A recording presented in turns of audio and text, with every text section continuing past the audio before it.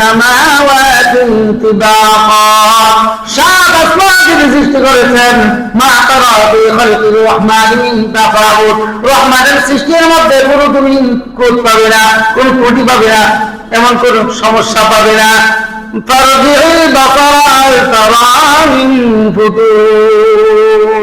তোমার দৃষ্টি শক্তি যদি এদিকে লক্ষ্য করো, খুব খেয়াল কর, আর তারামিন ফুতুর, কোন তুমি কি বিচ্ছুতি পাও কিনা। তোমার জীবন অথবা আবার যদি চন্দ্রের দিকে, সূর্যের দিকে তাকাও, আকাশের দিকে তাকাও, ইয়ানকালিবু ইলাইকাল বাসারু খাসিআন ওয়া হুয়া হাসীর, ইয়ানকালিবু ইলাইকাল বাসার, তোমার দৃষ্টি শক্তি তোমার দিকে ফিরে আসবে, খাসিআ, ক্ষতিগ্রস্ত ভাবে। কিভাবে বলে?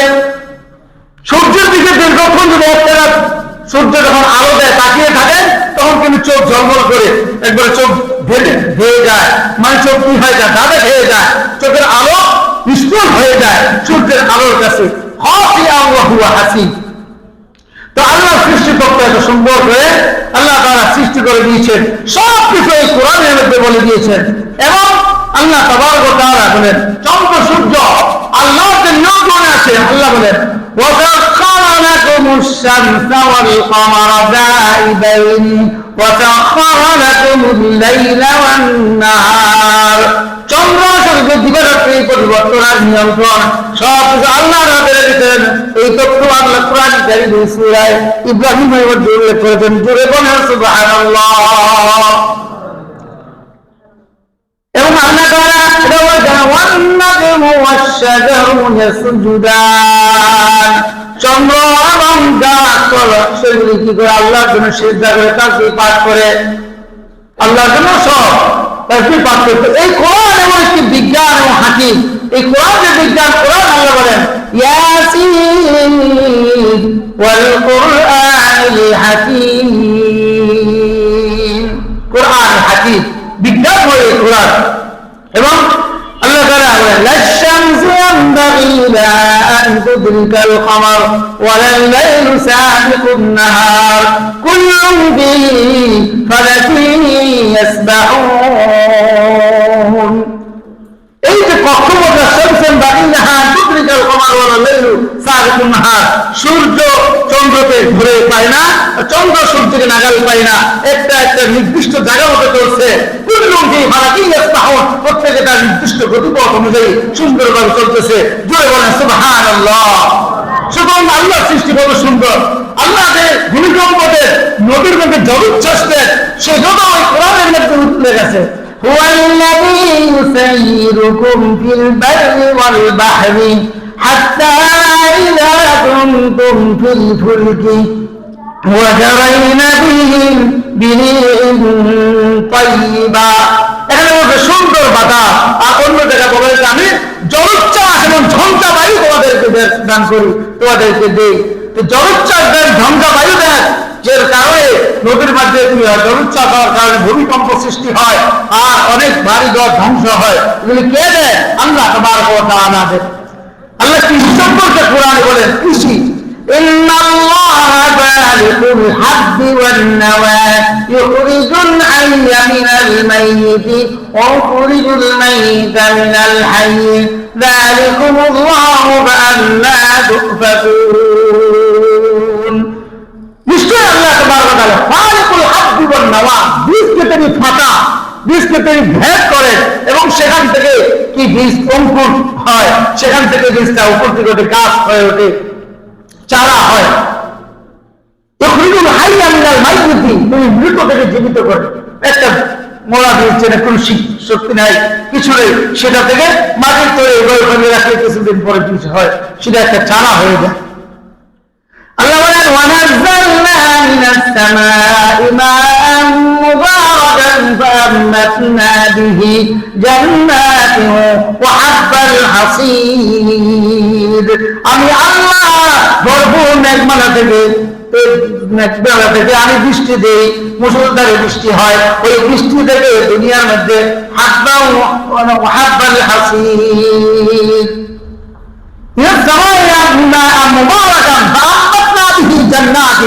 সেই পানি দ্বারা কি হয়?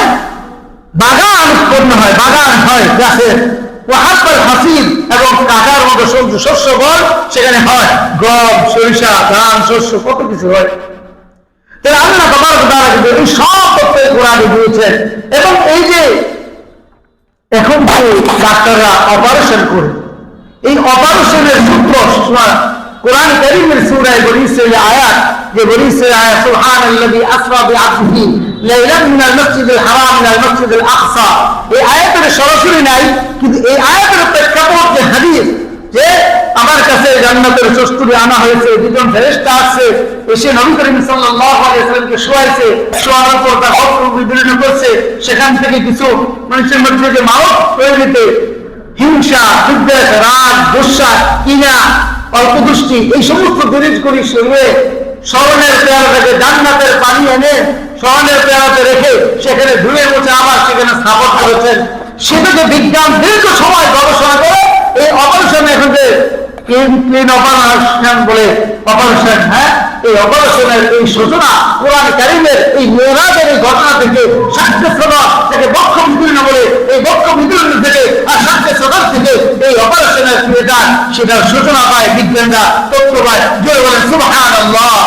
এই যে আমরা কবর দেই, এই কবর কিন্তু আল্লাহ তাআলা কোরআন কারীমে একটি কাজ দিয়ে শিক্ষা দিয়েছেন। যেমন আদম আলাইহিস সালামের সন্তান হাবিল, কাবিল, হাবিল হত্যা, এই কাবিল এক ভাইকে যখন আরেক ভাই হত্যা করেছে, তখন তো উপায় খুঁজে পাচ্ছিল না যে এখন সে কি করবে, চলে ভাসিয়ে দিবে, তার মধ্যে অন্য কোথাও ফেলে দিবে, কি করবে। কিন্তু আল্লাহ তাবারক ওয়া তাআলা একটি কাজ পাঠিয়ে তাকে শিক্ষা দিয়েছে যে তোমার মাথায় কিছু খেলছে না, তোমার মাথায় কিছু ধরছে না, দেখো আমার একটি ছোট্ট প্রাণী তোমাকে শিক্ষা দিচ্ছে।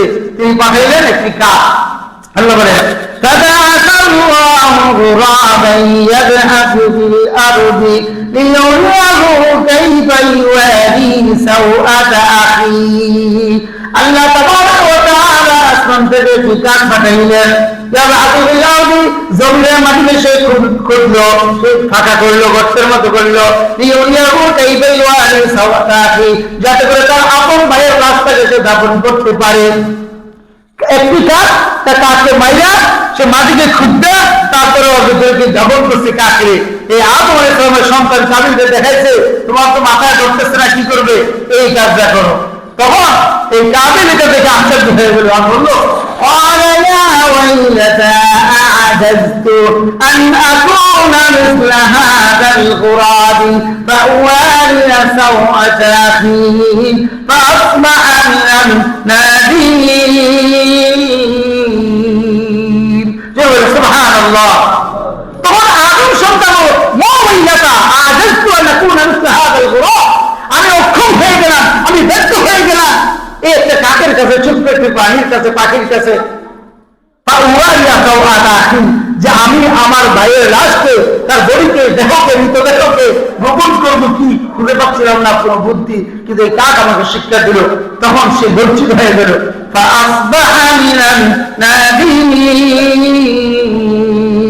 উপর থেকে লজ্জায় মাথা নত করে পড়ে গেল। তারপরে সে এই কাজটা করলো, এটা আমাকে শিক্ষা দেওয়া। তো এই কোরআন আমাদেরকে শিক্ষা দেয়, একটু যদি সমাজের সাথে কোনো চিত্র মিলে যায় তখন বলে, অনেকে বলে যদি সুদ, ঘুষ, জুয়া, জিনা, অবিচার, দুর্নীতি, দুঃশাসন, ভেজাল এগুলি সম্পর্কে আলেমরা আলোচনা করে, তখন বলে কি রাজনীতি করতেছে। কি বলতেছে? রাজনীতি করতেছে। অথচ রাজনীতি কোরআনে আছে, অর্থনীতি কোরআনে আছে, তারপরে কৃষি কোরআনে আছে, বিজ্ঞান ডাক্তার নীতি কোরআনে আছে, ব্যবসা নীতি সবকিছু কোরআনে আছে। এই কোরআন থেকে সব অমুসলিমরাও কি শিক্ষা গ্রহণ করে, কিন্তু মুসলমান শিক্ষা গ্রহণ করে না। শুধুমাত্র সুবিধা, সুবহানাল্লাহ, আলহামদুলিল্লাহ, মরার পরে কি হবে, আর আসমানের উপরে কি হবে, জমিনের নিচে কি হবে, ওগুলি বললে না খুব ভালো, খুব ভালো। আর যখন আমার গায়ে লাগে, আমি দুর্নীতি করি, আমি স্বজনপ্রীতি করি, আমি ভেজাল দেই, আমি এই সুদ, ঘুষ, জুয়া, জিনা, মদ, ব্যভিচার, অহেতুক বেশ্যাপনা, বেদাল্লাপনা এগুলি যখন আলেমরা বলে, তখন বলে উনি রাজনীতি করে। উনি এই কথা বলার দরকার কি? অথচ কোরআন কি এই কথা সব কথা বলার জন্য আসছে, নাকি মিষ্টি মিষ্টি কথাগুলি বলার জন্য আছে? বলেন, কি বলেন? সবকিছু বলার জন্য আসে নাই? হ্যাঁ, আল-ইয়াওমা আকমালতু লাকুম দীনাকুম ওয়া আতমামতু আলাইকুম নি'মাতি ওয়া রাদিতু লাকুমুল ইসলাম দীনা। আমি দ্বীনকে কমপ্লিট করেছি। হ্যাঁ, Islam is a complete code of life. اليوم أكملت لكم دينكم وأتممت Medina. Today I have completed my favor for you and have chosen for you. আজকের দিন আমি এই কোরআনকে পরিপূর্ণ করে দিয়েছি। বিজ্ঞান যা বলেছে কোরআনের বাইরে বলে নাই। দুই চারটা যদি বলেও কোরআনের সংঘর্ষে বিজ্ঞান হবে, ওই বিজ্ঞান মুসলমান মানে না। কি বলেন ঠিক কিনা?